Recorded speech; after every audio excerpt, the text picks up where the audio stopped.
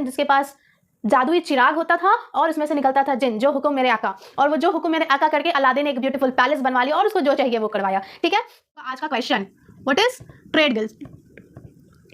चलिए, वो कैसा था? टाउन में जितने भी मर्चेंट्स हुआ करते थे, जो भी मर्चेंट्स हुआ करते थे, तो मर्चेंट्स क्या करते थे? एडवांस पेमेंट दे देते थे कंट्री साइड में। जितने भी स्पिनर्स होते थे, वीवर्स होते थे, यानी कि एडवांस पेमेंट दे देते थे कंट्री साइड के पुअर पीजेंट्स और आर्टिशंस को। Hello friends, welcome to my YouTube channel सृष्टिज एसएसटी क्लासेस। आज की इस वीडियो में हम लोग हिस्ट्री की एक न्यू चैप्टर की शुरुआत करने वाले हैं, which is the age of industrialization. Previous video में, यानी कि इसके पहले वाले चैप्टर में, हम लोगों ने देखा था, पढ़ा था the making of global world के बारे में कि किस तरीके से ग्लोबल वर्ल्ड हमारा कनेक्ट हुआ, कनेक्शन बढ़ा और उसी के साथ साथ ग्लोबलाइजेशन आया मार्केट में। ठीक है, हर चैप्टर में, या फिर ये हिस्ट्री है तो हर चैप्टर में आप थीम देखोगे, उसको कनेक्ट करते हुए चलोगे तो उसमें क्या देखने को मिलेगा कि वेस्टर्न पर्सपेक्टिव के साथ साथ पैरेलल में इंडियन पर्सपेक्टिव भी चल रहा है। तो वो इंडियन पर्सपेक्टिव कैसे चल रहा है? हमारा जो हिस्ट्री है वो लिखा गया है वेस्टर्न पर्सपेक्टिव के तहत ही, बट उसका इफेक्ट, उसका इम्पैक्ट क्या पड़ा है इंडिया पर, उसको हम लोग इंडियन पर्सपेक्टिव का नाम देते हैं। ठीक है, उसी तरीके से आज के इस चैप्टर में द एज ऑफ इंडस्ट्रियलाइजेशन में भी हम लोग वेस्टर्न पर्सपेक्टिव के साथ साथ पैरेलल में इंडियन पर्सपेक्टिव की कहानी को भी पढ़ेंगे। In the beginning of the chapter, we have to study or we have to see the two major pictures. आप सभी के पास बुक है, आप लोग उसमें देख लीजिए। पहला पिक्चर है, पिक्चर का नाम क्या है? The dawn of the century. एक म्यूज़िक पब्लिशर थे ई.टी. पॉल, उन्होंने एक म्यूज़िक बुक पब्लिश किया। ये पिक्चर आप लोगों को यहाँ पे दिख रहा है। ई.टी. पॉल, उन्होंने एक म्यूज़िक बुक पब्लिश किया और उस बुक का कवर पेज था ये picture, and the name was dawn of the century. Dawn of the century का मतलब एक नई शताब्दी की शुरुआत। Is it clear? तो आखिर इस इमेज में क्या क्या है, ये क्या क्या दर्शाता है ये इमेज? तो सबसे पहले इमेज के नीचे में क्या आप लोग देख रहे हैं? एक व्हील है जिसके विंग्स लगे हुए हैं। तो वो जो व्हील है वो टाइम को दर्शाता है। ठीक है, from the very past to future, यानी कि पास्ट से लेके फ्यूचर तक के टाइम को दर्शाता है। आप लोग देख रहे हैं एक लड़की खड़ी है, तो वो जो लड़की खड़ी है यानी कि वो एक एंजल है, एंजल ऑफ प्रोग्रेस, और वो एक नया झंडा ली हुई है, flag of the new century. Is it clear? यानी कि वो ग्रीन फ्लैग दिखा रही है कि चलिए नई शताब्दी की शुरुआत करते हैं और एक इंडस्ट्रीज़ को बैठाते हैं, यानी कि the age of industrialization. Industrialization कैसे आया वर्ल्ड में? फैक्ट्रीज और इंडस्ट्रीज़ में डिफरेंस है। ठीक है, तो इंडस्ट्रियलाइजेशन कैसे आया वर्ल्ड में? ऐसा नहीं है कि इंडस्ट्रियलाइजेशन नहीं आया था तो काम नहीं हो रहे थे फैक्ट्रीज में, वो भी हो रहे थे, उसके बारे में भी पढ़ेंगे कि कैसे हो रहे थे। फिलहाल इस पिक्चर में क्या दिखाया गया है कि एक गॉडेस खड़ी है, that was shown as the angel of progress and with the flag of new century. A wheel with wing symbolizing the time. ये जो फ्लाइट है, यानी कि ये जो लड़की खड़ी है वो उड़ रही है। ठीक है, तो उसकी उड़ान क्या शो कर रही है कि वो फ्यूचर में जा रही है, मॉडर्नाइजेशन की तरफ जा रही है। कहाँ जा रही है? मॉडर्नाइजेशन की तरफ जा रही है। ओके, उसके बाद बैकग्राउंड्स में आप लोगों को कुछ साइंस दिख रहे हैं, जैसे कैमरा हो गया, रेलवे हो गया, फैक्ट्रीज हो गए, प्रिंटिंग प्रेस हो गया। ये सारा जितने भी सिंबल्स दिखाए गए हैं बैकग्राउंड में, they shows the sign of progress, यानी कि धीरे धीरे हमारा जो वर्ल्ड है, हमारी जो सोसाइटी है वो डेवलप कर रही है, वो इंडस्ट्रियलाइज्ड हो रही है। ठीक है, यानी कि प्राइमरी सेक्टर से उठ के वो थोड़ा इंडस्ट्रियल सेक्टर में आ रही है, इंडस्ट्रियलाइज्ड हो रही है, ग्लोबलाइज्ड हो रही है, मॉडर्नाइज हो रही है। ठीक है, इसी वजह से this picture totally shows the starting of the new century. Clear है? उसके बाद एक सेकेंड पिक्चर है, उसके बारे में भी अभी हम लोग डिस्कस करेंगे, व्हाट वाज दैट। तब तक आप लोग यहाँ तक स्क्रीनशॉट ले लीजिए। Images to magician. ये इमेज एक ट्रेड मैगजीन से लिया हुआ इमेज है।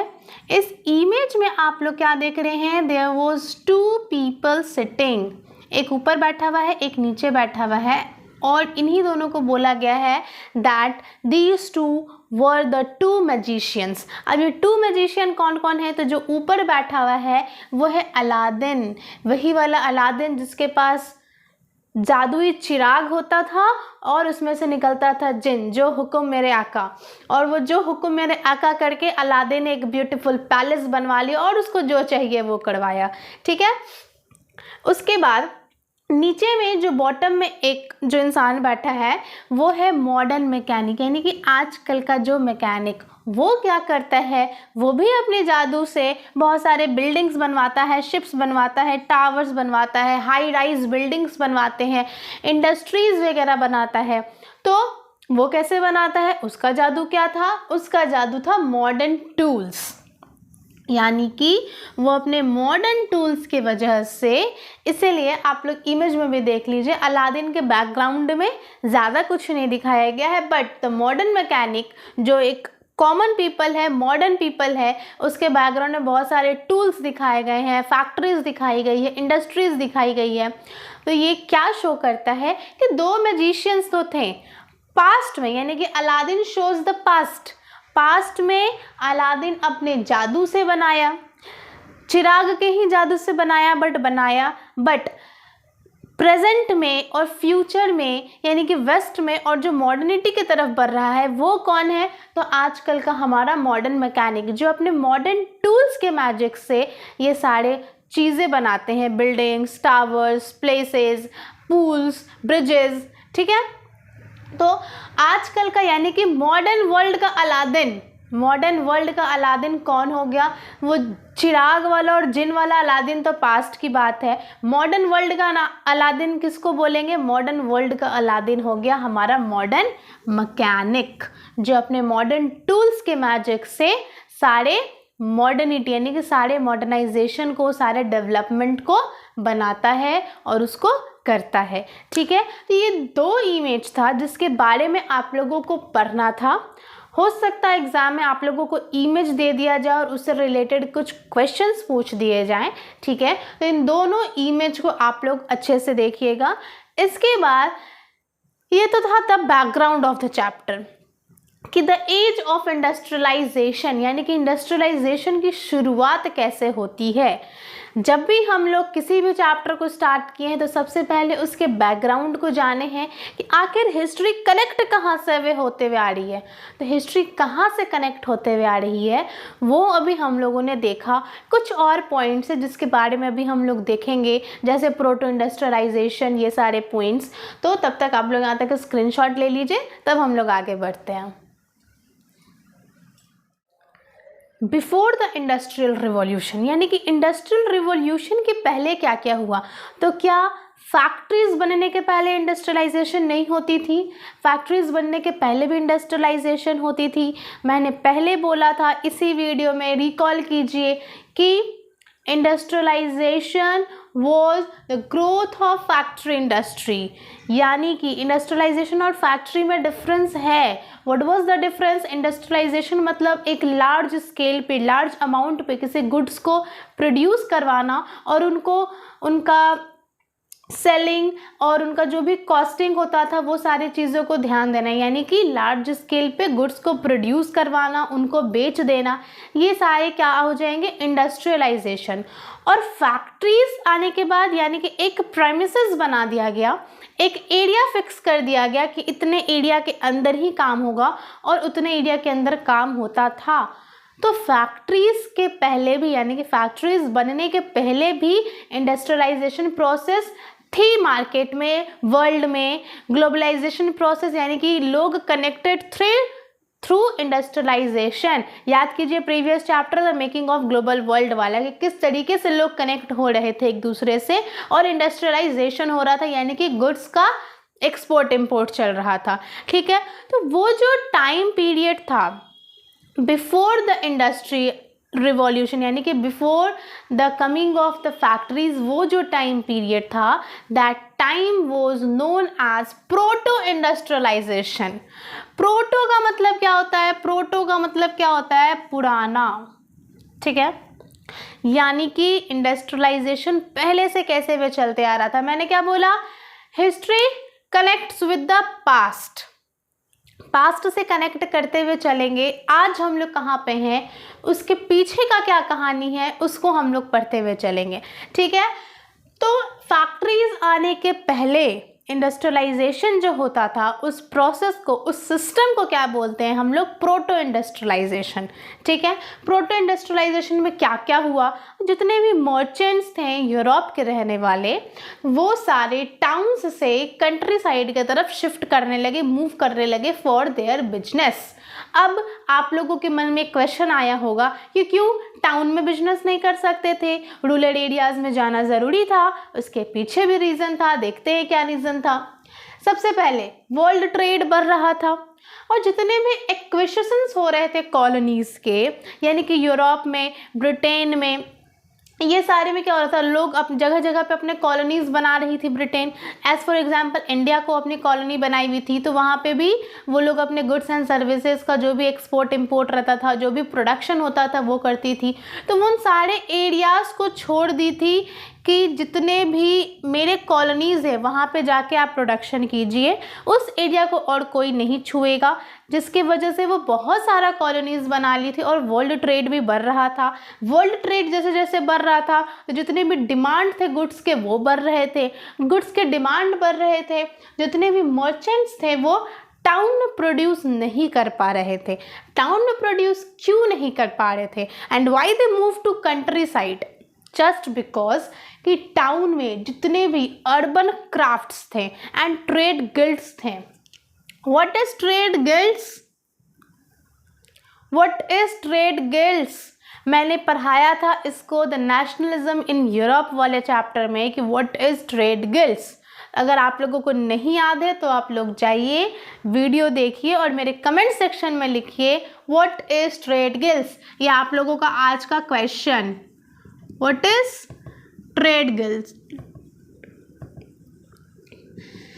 चलिए, यानी कि मर्चेंट्स टाउन में क्यों नहीं शिफ्ट हो रहे थे? क्योंकि टाउन में जितने भी अर्बन क्राफ्ट्स थे, जितने भी क्राफ्ट्समैन थे और जितने भी ट्रेड गिल्ड्स थे, वो सारे पावरफुल थे, ठीक है। यानी कि ये लोग ओल्ड बिजनेसमैन थे, तो ये सारे पावरफुल थे, अपना कब्जा जमा कर बैठे हुए थे टाउन में कि ये मेरा एरिया है, हम तो यहाँ से नहीं हटने वाले हैं, ठीक है। उसके बाद तो वहाँ पर जितने भी एसोसिएशंस बनाए हुए थे, उन सारे एसोसिएशंस का अपने अपने प्रोडक्शन पे, अपने अपने फैक्ट्रीज पे क्या था? कंट्रोल था। तो उन सारे एसोसिएशंस का जब कंट्रोल हो गया और जितने भी रूलर्स थे उन सबको ग्रांट कर दिया गया उनका राइट, उनका पावर, और कि आपको जितना भी लैंड दिया गया, मान लिया कि एक लैंड पे एक प्रोडक्शन हो रहा है, ठीक है, तो इस लैंड के हकदार आप हैं, वो एक रूलर को दे दिया गया कि इस लैंड के हकदार आप हैं, आपको इसी लैंड के अंदर रहना है।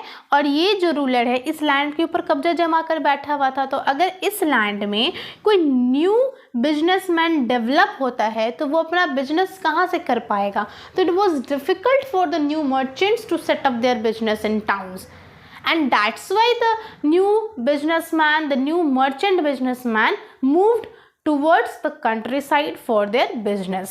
तो अब क्लियर हुआ कि मर्चेंट्स जो हैं प्रोटो इंडस्ट्रियलाइजेशन सिस्टम में, मर्चेंट्स जो हैं वो कंट्री साइड की तरफ क्यों शिफ्ट हो रहे थे? क्योंकि उनके लिए डिफ़िकल्टी था टाउन में न्यू बिजनेस स्टार्ट करना, क्योंकि पहले से जिन लोगों का बिजनेस स्टार्ट था वो लोग अपने अपनी लैंड पे, अपने अपनी फैक्ट्रीज पे, अपने अपने प्रोडक्शन पर, इन अ सिंपल लैंग्वेज, अपने अपने प्रोडक्शन पर कब्जा जमा कर बैठे हुए थे, ठीक है। तो इस तरीके से, यानी कि बिफोर द इंडस्ट्रियल रिवॉल्यूशन, हम लोगों का टॉपिक क्या चल रहा है? बिफोर द इंडस्ट्रियल रिवॉल्यूशन, यानी कि इंडस्ट्रियलाइजेशन आने के लिए इंडस्ट्रियल रिवॉल्यूशन हुआ, तभी इंडस्ट्रीज आई, फैक्ट्रीज बनी, कुछ हुआ तो उसका इम्पैक्ट पड़ा और फिर एक न्यू चीज़ का डेवलपमेंट हुआ। तो उसी तरीके से प्रोटो इंडस्ट्रियलाइजेशन पीरियड में हम लोग क्या देखें कि जो मर्चेंट्स थे उनको प्रॉब्लम हो रही थी अपने बिजनेस को सेटअप करने में, that's why they move from town to countryside, ठीक है, कैसे कैसे वर्ल्ड ट्रेड जो है वो बढ़ रहा था, डिमांड्स जो है वो बढ़ रहा था। अब मर्चेंट्स क्यों जाते थे कंट्री साइड में, ये तो पता चल गया क्योंकि उनके लिए डिफ़िकल्टी था कि बिजनेस स्टार्ट करना टाउन्स में। अब वो कंट्री साइड की तरफ जाकर बिजनेस कैसे करते थे, तो प्रोडक्शन कंट्री साइड की तरफ कैसे होता था, उसके बारे में भी हम लोग देखेंगे। तब तक आप लोग यहाँ तक स्क्रीनशॉट ले लीजिए या फिर नोट डाउन कर लीजिए। बाय द वे, आप लोगों को नोट्स हर टॉपिक का हर वीडियो के साथ आप लोगों के डिस्क्रिप्शन बॉक्स में चला जाएगा, ठीक है, फिर भी आप लोग स्क्रीनशॉट ले सकते हैं। Now how production took place in country side, country side में प्रोडक्शन कैसे हुआ करती थी, तो मर्चेंट्स तो मूव कर गए टाउन से कंट्री साइड की तरफ। जब मर्चेंट्स मूव कर गए यानी कि जब टाउन से कंट्री साइड की तरफ चले गए यानी कि वहाँ रहने नहीं गए, वहाँ सिर्फ बिजनेस करने जाते थे। मोस्टली मर्चेंट्स जो थे वो रहते थे टाउन्स में, they only go to countryside for their business. तो वो बिजनेस करने जाते थे, कैसे करने जाते थे, तो कंट्री साइड के रूरल एरियाज़ के जितने भी पुअर पीजेंट्स और आर्टिशंस हुआ करते थे, जो कपड़े उपड़े की बुनाई वगैरह करते थे, वो सारे मर्चेंट्स के लिए काम करना शुरू कर दिए।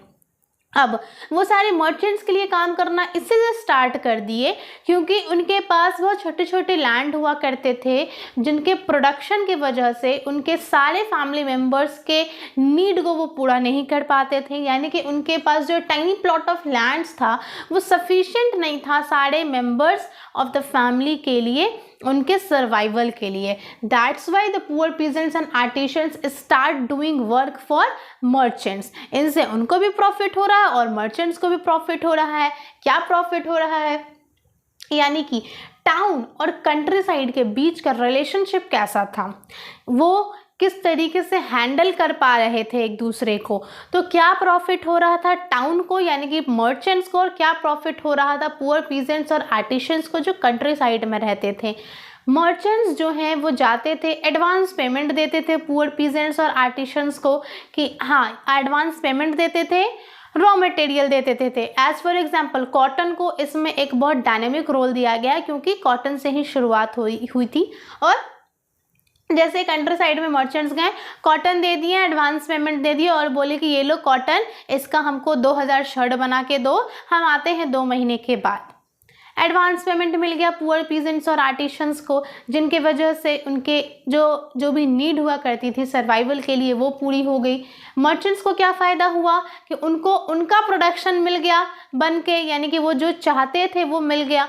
अब वो लोग फैक्ट्रीज़ में, अब बाद में तो फैक्ट्रीज़ में भी शिफ्ट हुए, जैसे जैसे फैक्ट्रीज़ का डेवलपमेंट हुआ, जैसे जैसे इंडस्ट्रियलाइजेशन और प्रोसेस में आया, ठीक है। ये सारा जो कहानी है ये हम लोग पढ़ रहे हैं प्रोटो इंडस्ट्रियलाइजेशन के पीरियड में, that how production took place in countryside at the time of proto industrialization, and the relationship between the town and countryside is the proto-industrial system. And what is this proto-industrial system?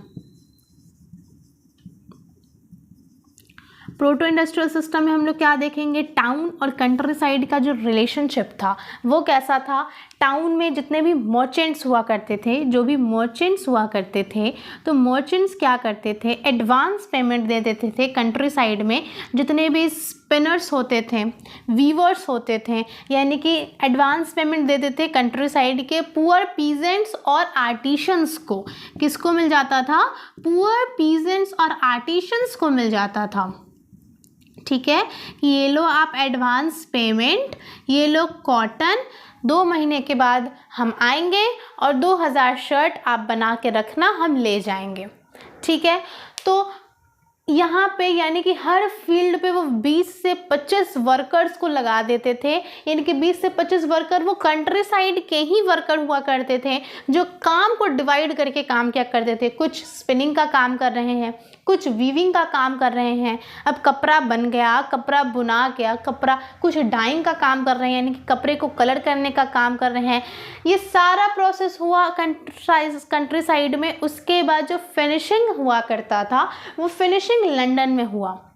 London में finishing हुआ and then after ये जो process हुआ, जो 20 से 25 worker को हर field में बैठा देना, ये पूरे प्रोसेस किसी भी प्रोडक्शन का, किसी भी मान लो कपड़े का अगर हम एग्जांपल लेते हैं, एक कपड़े को बनाने का ये जो पूरा प्रोडक्शन हुआ, this is known as the proto industrial system. और जब एक बार प्रोडक्ट बन जाता था, उसका फिनिशिंग लंदन में हो जाता था, तो उसका हम लोग इंटरनेशनल मार्केट में सेल कर देते थे। तो इस तरीके से क्या देखने को मिला कि जो मर्चेंट्स हुआ करते थे वो टाउन में तो नहीं कर सकते थे अपना बिजनेस, जस्ट बिकॉज जितने भी ओल्ड मर्चेंट्स हुआ करते थे वो अपना बिजनेस जमा कर वहाँ बैठे हुए थे, कब्जा कर कर बैठे हुए थे। तो न्यू बिजनेसमैन को, न्यू मर्चेंट्स को जो डेवलपमेंट चाहते थे उनको प्रॉब्लम हो रहा था। तो उनसे बचने के लिए मर्चेंट्स जो हैं वो कंट्री साइड की तरफ जाते हैं। कंट्री साइड की तरफ कैसे वर्क होता है, प्रोडक्शन होता है in the time of proto industrialization, ठीक है। तो वो सारा हम लोगों ने देखा, यानी कि प्रोटो इंडस्ट्रियल सिस्टम हम लोगों ने देखा, ठीक है। तो these was the steps and these are the relationship between town and countryside in the proto industrialization period। तो यहाँ तक आप लोग स्क्रीनशॉट कर लीजिए, तब हम लोग आगे बढ़ते हैं।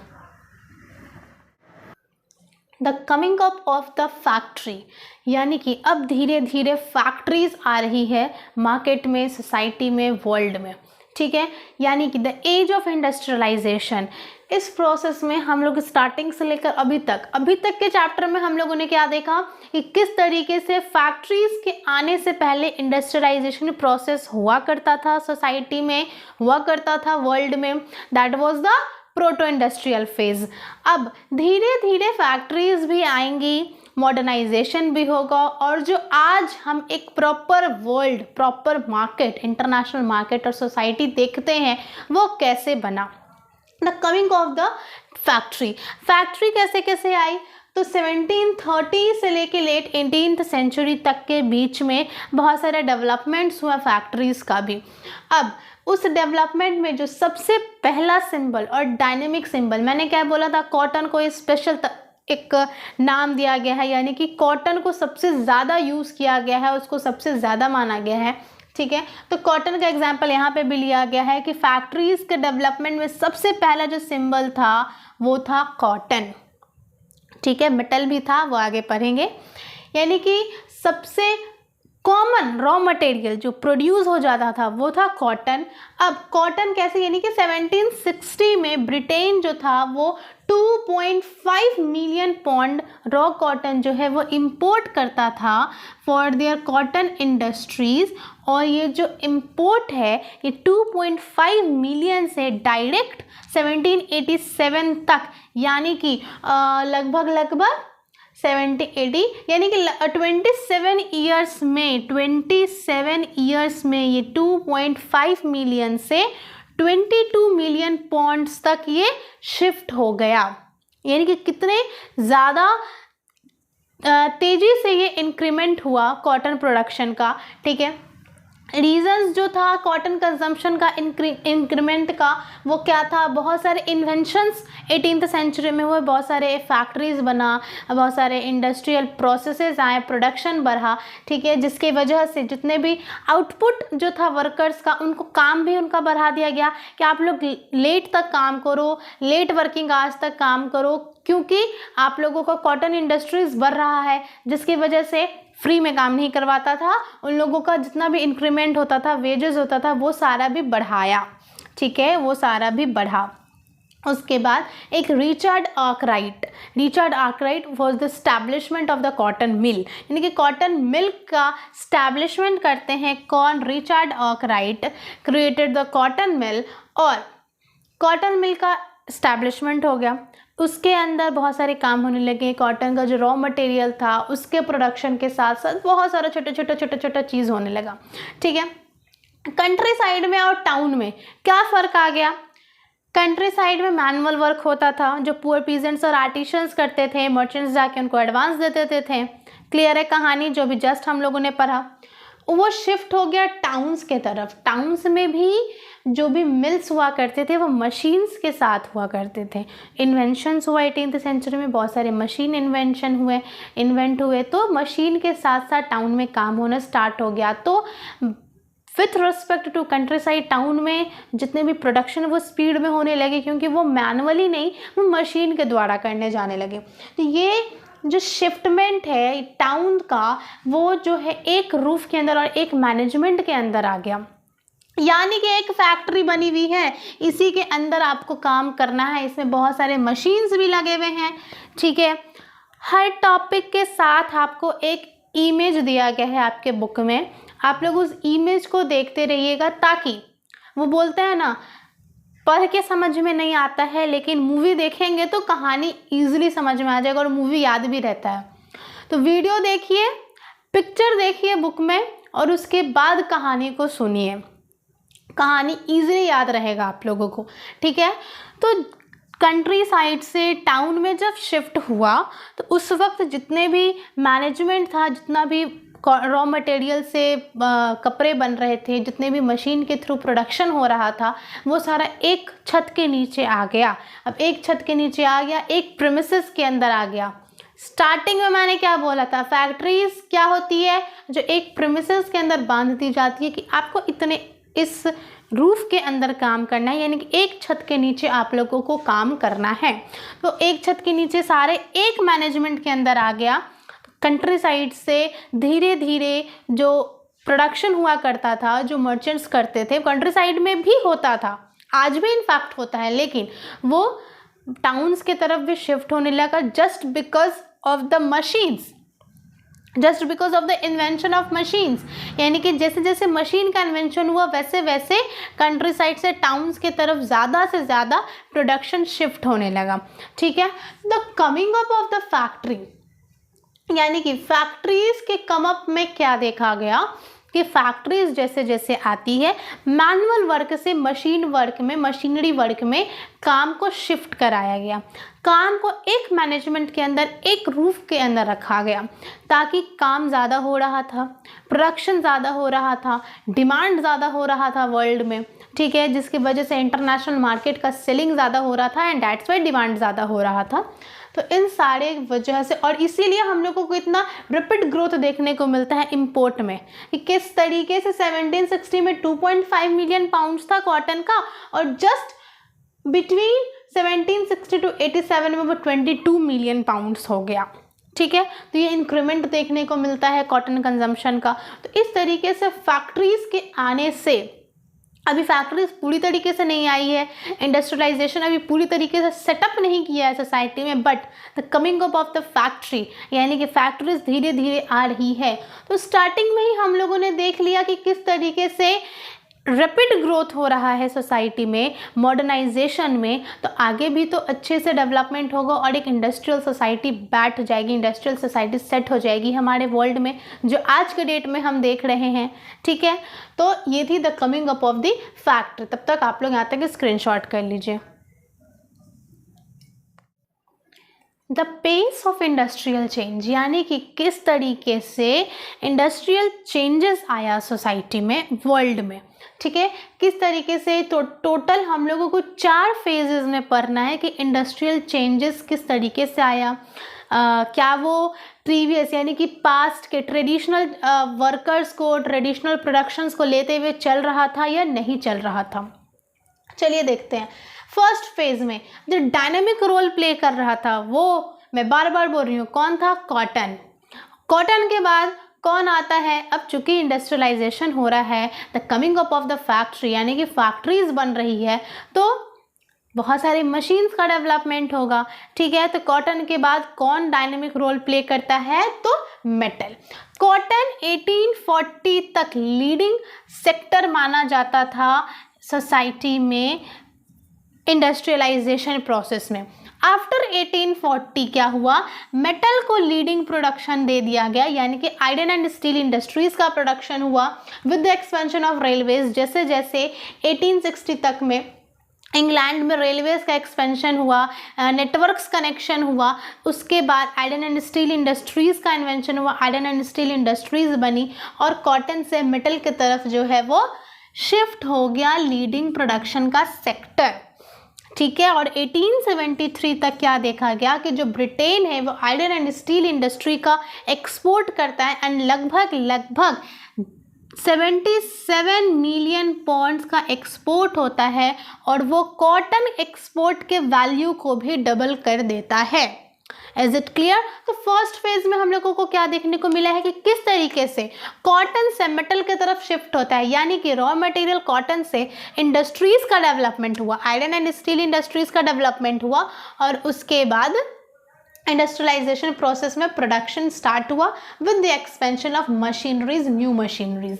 Is it clear? Then after in the second phase we will see that जितना भी न्यू इंडस्ट्रीज था उनके लिए इजी नहीं था ट्रेडिशनल इंडस्ट्रीज को, ट्रेडिशनल प्रोडक्शंस को रिप्लेस कर देना, ठीक है। तो उन लोगों के लिए इजी नहीं था ट्रेडिशनल इंडस्ट्रीज को रिप्लेस कर देना, इसीलिए 19th सेंचुरी के एंड तक क्या देखने को मिला कि सिर्फ और सिर्फ 20% वर्कर्स ही इंडस्ट्रियल सेक्टर्स में शामिल थे, सिर्फ और सिर्फ 20% वर्कर्स, क्योंकि बहुत सारे वर्कर्स ट्रेडिशनल इंडस्ट्रीज़ में शामिल थे, बहुत सारे तो मैनुअली वर्क करते थे, तो ट्रेडिशनल इंडस्ट्रीज़ को रिप्लेस कर देना इतना इजी नहीं था। एंड ओल्ड इज गोल्ड वाला कॉन्सेप्ट वो लोग लेके चलते थे, इसीलिए 19th सेंचुरी के एंड तक क्या देखने को मिला कि सिर्फ और सिर्फ 20% वर्क फोर्स ही इंडस्ट्रियल सेक्टर में काम करते थे। सॉरी, थर्ड फेज में क्या देखने को मिला? थर्ड फेज में हम लोगों ने ये देखा कि डेवलपमेंट हो रहा था बट ट्रेडिशनल सेक्टर्स जो था वो स्टेगनेंट था, ठीक है। स्टेगनेंट नहीं था, मतलब डेवलपमेंट के साथ साथ वो भी चेंज हो रहा था। ट्रेडिशनल इंडस्ट्रीज को रिप्लेस नहीं कर सकते थे, ठीक है, ट्रेडिशनल इंडस्ट्रीज को रिप्लेस नहीं कर सकते थे, डेवलप कर सकते थे। तो डेवलप कर रहे थे स्टीम पावर्ड, यानी कि आयरन एंड स्टील इंडस्ट्रीज बढ़ रही थी, स्टीम इंजन्स, पावर्ड, ये सारा कुछ बढ़ रहा था। वो स्टेगनेंट नहीं था, रुका हुआ था, यानी कि सिचुएशन के साथ साथ, टाइम के साथ साथ वो खुद को चेंज कर रहा था, यानी कि ट्रेडिशनल पॉइंट ऑफ व्यू को के साथ साथ जो मॉडर्न पॉइंट ऑफ व्यू है उसको लेते हुए चल रहा था।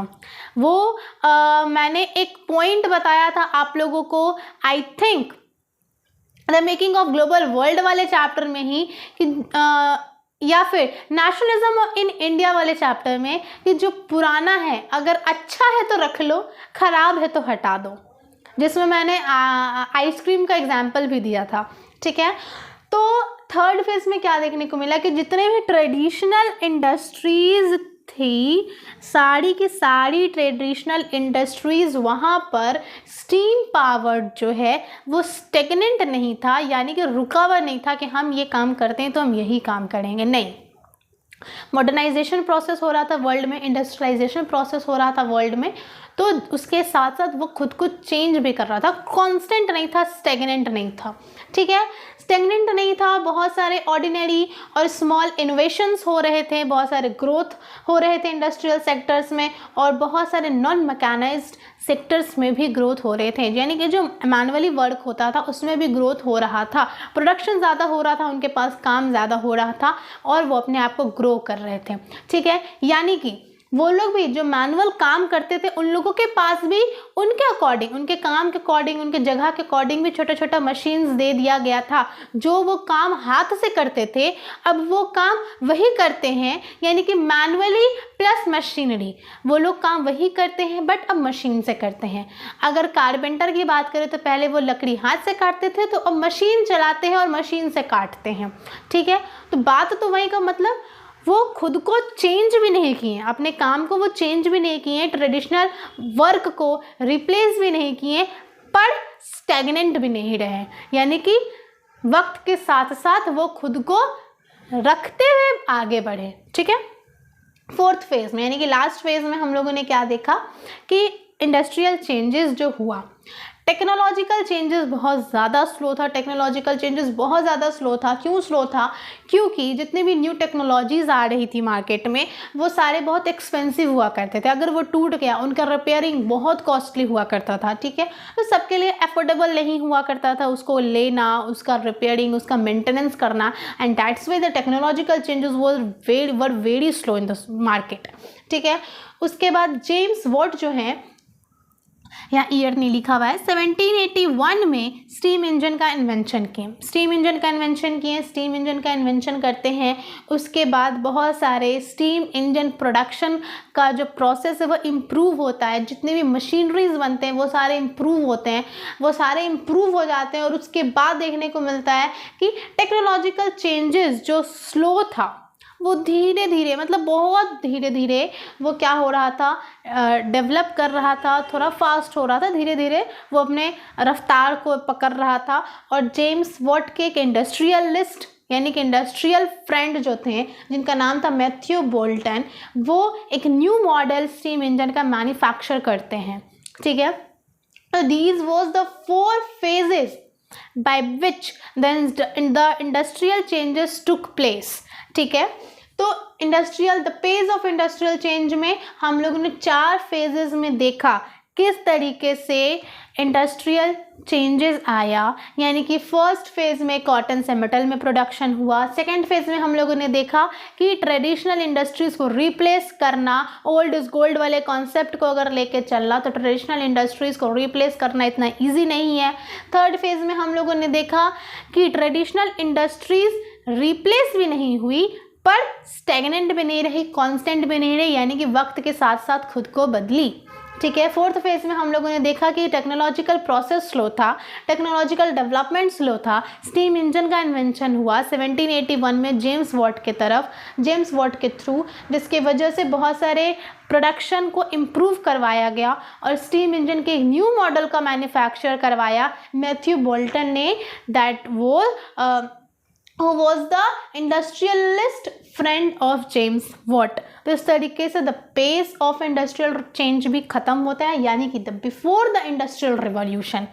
आज की इस वीडियो में हम लोगों ने कौन सा टॉपिक देखा? Before the industrial revolution. First of all हम लोगों ने 2 पिक्चर के बारे में पढ़ा, the dawn of the century यानी कि एक नई शताब्दी की शुरुआत, और द 2 मैजिशियंस, जिसमें हम लोगों ने अलादीन यानी कि पास्ट के मैजिशियन और मॉडर्न वर्ल्ड के मैजिशियन यानी कि मॉडर्न मैकेनिक वर्कर के बारे में पढ़ा, ठीक है। उसके बाद बिफोर द इंडस्ट्रियल रिवॉल्यूशन क्या क्या हुआ, फैक्ट्रीज के पहले का सिचुएशन क्या था, फैक्ट्रीज के पहले जो इंडस्ट्रियलाइजेशन होती थी that was the proto industrial system, proto industrialisation phase, उसके बारे में देखा। धीरे धीरे कैसे कैसे फैक्ट्रीज आई मार्केट में, the coming up of the factory, उसके बारे में देखो। और वो फैक्ट्रीज का जो डेवलपमेंट है, प्रोसेस स्लो था, फास्ट था, और किस प्रोसेस के थ्रू, किस फेजेस के थ्रू, तो उस 4 फेजेस के बारे में हम लोगों ने पढ़ा। क्लियर है यहाँ तक? इस वीडियो का नोट्स मैं डिस्क्रिप्शन बॉक्स में डाल दूंगी, ठीक है। कोई भी डाउट हो, कोई भी क्वेश्चन हो, आप लोग फ्रीली मेरे कमेंट बॉक्स में रिप्लाई कर सकते हैं। और मैंने एक क्वेश्चन पूछा था व्हाट इज़ ट्रेड गिल्ड्स, तो उसका आंसर भी आना चाहिए मुझे। आज की इस वीडियो में इतना ही, नेक्स्ट वीडियो में मैं मिलती हूँ नेक्स्ट टॉपिक के साथ। Thank you.